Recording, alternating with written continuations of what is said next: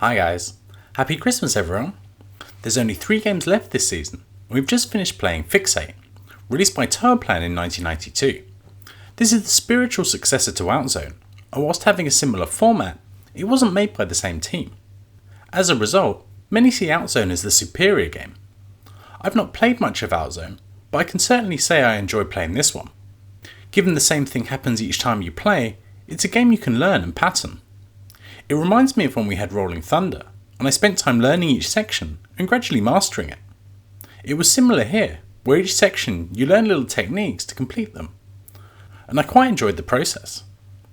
Regarding scoring, the main differences between runs comes from the bonuses at the end of the stages. If you can complete the stage without using the bombs, then you get a much bigger bonus.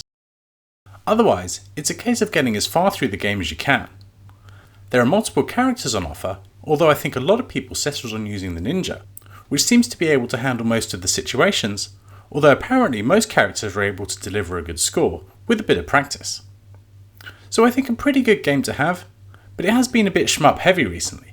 Hopefully we'll get something a little different to play next. So before we find the new game, let's take a look at the scores. I've had 17 scores sent to me, including a return from Sinisteve, who used to own the PCB. He's down in 14th, but no doubt could have done more. Scores were similar through to Milthy in 10th. Robert in 9th and Paul in 8th were a chunk ahead. And then from Bob in 7th through to our winner of the week, there's a pretty steady increase in score. I finished in 5th with just shy of 1,000,000 points. Our top 4 all broke that 1,000,000 point mark. Mark has taken 4th with an excellent 1.07 million. Juff is just ahead with 1.09 million. Pearl is second with 1.13 million, but taking another win this season with a huge 1.2 million points is once again Graham 10 Shearers. Well done to Graham, who gradually upped his score over the weeks, dropping the winning score late yesterday. Here is the distribution of the scores. We have our lower scores on the left, then a gap to Paul and Robert in the middle, followed by another gap to our top 7 on the right. Up at the top, you can see our top 4 all in the same bin, showing just how close it was this time, with any of those guys in with a shot at the win. Here is the difficulty curve. Initially we have a steady increase, up to a bit of a plateau at around 400,000. This corresponds to the tricky section with the moving platforms. This definitely requires some practice to become confident with. There's then another jump to Paul and Robert in the middle, where it gets tricky again, followed by another climb to our top 7, where there's more of a gradual increase to Graham at the top. I suspect this is more what people could be bothered to achieve, rather than what was possible given the nature of being able to learn the game and make further progress the more time you put in. Finally, we have the progress over the week. We've only had 3 leaders over the week. Once again it was Juff to drop an early benchmark. Pearl was then the first to pass 1,000,000 points, and then it was looking like he might have done enough to take the win. But on the final day, it was Graham sneaking ahead and taking this week's win with a nice 1.2 million.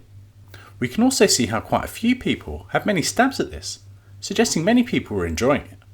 I certainly did, and this style of game certainly suits me. Before we find out what this week's game is, let's take a look at the leaderboard.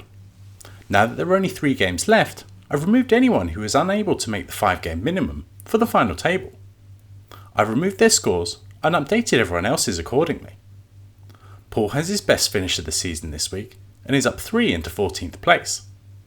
Mark has an excellent 4th place after missing last week, and he's also up 3 places. Up at the top, it's Pearl taking the final podium spot, getting ahead of Bob. Our recent run of shmups unsurprisingly has suited him. At the very top though, we have another swap after Juff had got ahead of Graham last week. This one is going down to the wire, and it's Graham who's now just 3 points ahead of Juff going into our final 3 games. With that, let's find out what the next game is.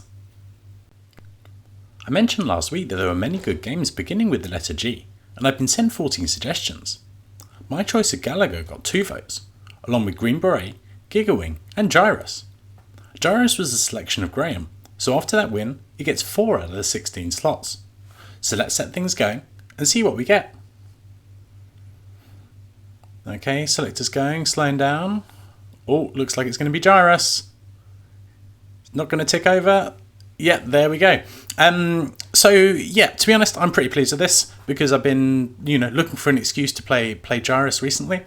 It is on the Mister, and it's just received an update, I think, so that's pretty cool. So yeah, I'll go make a video and be back in a sec.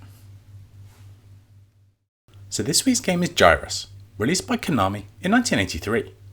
It's a kind of cross between Galaga and Tempest, where you can rotate around the screen, firing at the centre.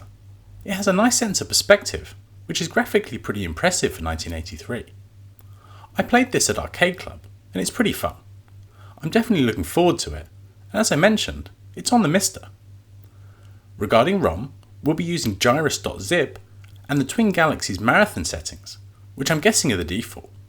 That's 3 starting lives, bonus lives at 30,000, then every 60,000, and difficulty set to 6. For our next game, please send me one beginning with the letter H. For G, there are many great games. For H, not so much. There are a few shmups, such as Hot Dog Storm, Hyper Duel, or Hyperdyne Sidearms. We could also have Hyper Street Fighter 2. But outside of that, I'm struggling to see anything that takes my fancy. So I have little doubt most of you will be enjoying Gyruss for the next 2 weeks, and then I'll be back with the scores and the next game. See you then.